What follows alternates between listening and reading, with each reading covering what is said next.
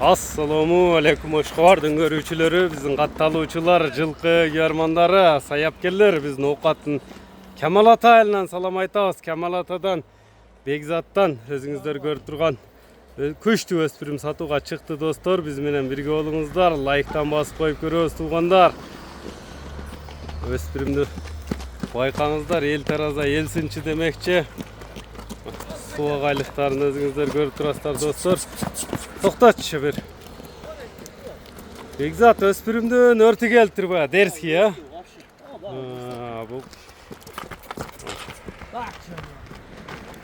Бұл не? Жетеке жаңы чыгып Бекзат. Акай, Ростовтан жаңы келди, ака. Жаңы келдиби? Жетеке жаңы чыгып. Бу таза Ростовтан келди ошондо? Ака, бул немеси тиштерине полный атып көрсөтөбүз, ака. Туяктар таза демек. Таза, ака. Тандалып келди. Тандалып келди. Зор, ака. Бул ошондо азобу, а? Кличка боюнча Искандар, ака. Искандар. Тишини битта көрсөтүп коюң. Азобу ошондо бул. Битта көрүп коюң, ака, тишини. Таза экен да жаныбар, а? Бир ушундай айлантып, узарактан урматып бир көрүң эле. Искандар чыгат демек. Ростовтон келген. Ростовтан келди, ака. Ошондо кунан экен да бул. Ака, бул ака кече же бүгүн алып чыгарып аткан жок, ака. Бул көптөн бери өзүмдө турган оттор, ака, баардыгы. Жакшылык нерсеге кичине эме болуп, кыйын керек болуп калып чыгарып атам, ака. Эме бою боюнча өлчөп койгом, ака. 1.63 чыгат, ака. 63. Плюс, ака. Өлчөп койгон видеолорум. Нека бурч эмсеки. Ака, өтө бар, миңге сүйгө болгон жок, мына. Азобойдан. Болду. Качырып бербе. Узундуктар узун. Боюн ошондо канчага өлчөп алат дедиң? 63. Эми өспүрүм экен.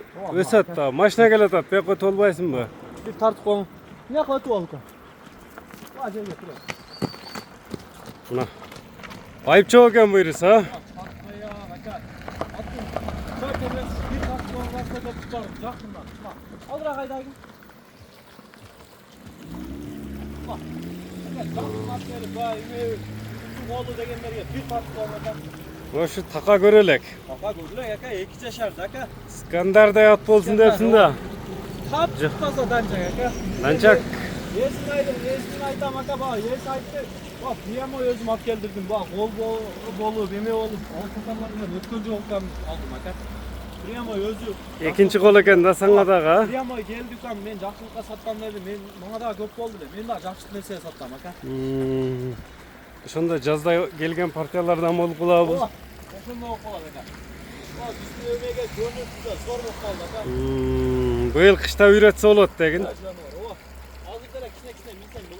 Баасыны канча коюп беребиз Искандардын? Баасыны жакшысын коюп берейин aka бунда. Кыргыз пулга 320 миң.